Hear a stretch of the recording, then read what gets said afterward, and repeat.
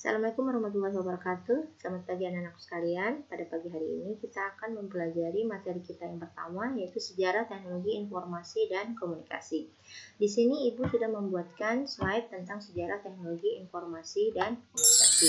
Mari kita saksikan bersama-sama.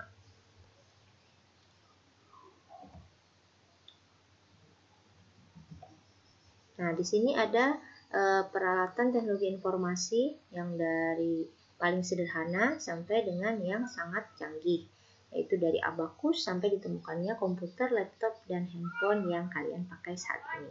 Ini ada tujuan pembelajaran kita, bisa kalian baca ya, dan juga peta konsep dari teknologi informasi dan komunikasi. Sejarah dari perkembangan alat hitung itu awal mulanya nenek moyang kita tidak mengenal yang namanya lambang bilangan dan juga tidak tahu cara berhitung. Tapi kemudian mereka mulai mencoba membuat peralatan-peralatan sederhana. Contohnya nih, dari bangsa Inka ya, mereka menciptakan kaipu atau kuipu, yaitu simpul-simpul tali. Kemudian di tahun 1800-an diciptakan sebuah atau abakus oleh orang-orang Mesir kuno atau Mesopotamia. Tahun 1917, John Napier itu menciptakan Napier Bones atau tulang-tulang Napier.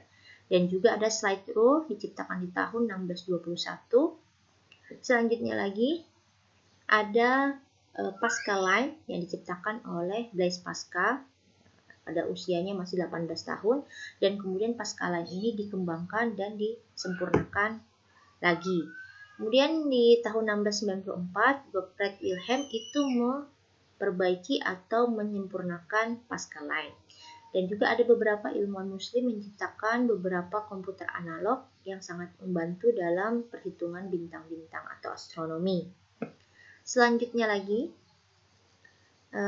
pada tahun 1820, Charles Xavier itu membuat kalkulator mekanik ya.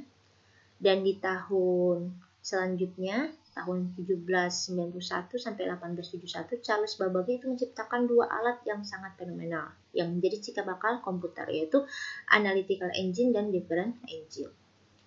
Kemudian selanjutnya banyak lagi beberapa ilmuwan yang menciptakan beberapa peralatan teknologi informasi yang akhirnya menjadi cikal bakal komputer atau laptop yang sangat canggih saat ini.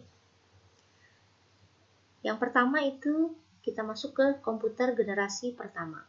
Mana komputer generasi pertama ini sangat besar karena dia menggunakan turbo vakum. Jadi komputernya sangat besar, daya yang digunakan juga sangat besar. Kita lanjutkan komputer generasi kedua.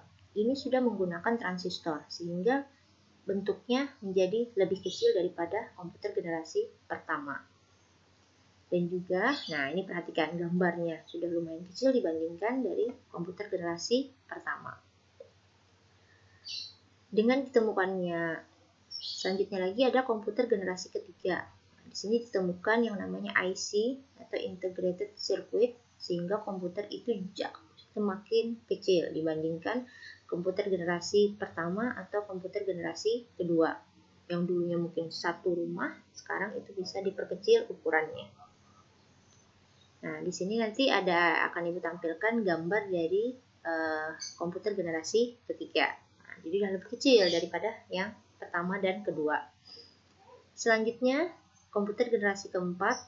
Di sini jelas sangat kecil lagi dibandingkan komputer generasi 1, 2, dan 3, di mana situ sudah menggunakan LSI sehingga komputernya jauh lebih kecil, lebih kompleks, dan bisa digunakan lebih baik. Di sini ada gambar contoh dari komputer generasi keempat nanti ya. Nah, ini dia. Jadi jauh lebih kecil. Selanjutnya lagi adalah komputer generasi kelima. Nah, ini yang mungkin kita pakai saat ini ya, mana menggunakan teknologi very large scale integration, di mana komputer generasi ini kita sudah bisa memberikan reaksi dan respon kepada komputer, dan komputer itu bisa memahami bahasa kita. Nah, jadi itu sudah sangat canggih ya, kita rasakan saat ini ya. Kemudian komputer generasi ke-6, di mana ini akan digadang-gadang akan menggunakan teknologi IA atau Artificial Intelligence, di mana komputer itu nanti sangat-sangat kecil, tipis, dan sangat bagus sekali. Sekian, dan Terima kasih. Demikianlah materi tadi yang sudah Ibu sampaikan. Semoga bermanfaat buat kalian semua.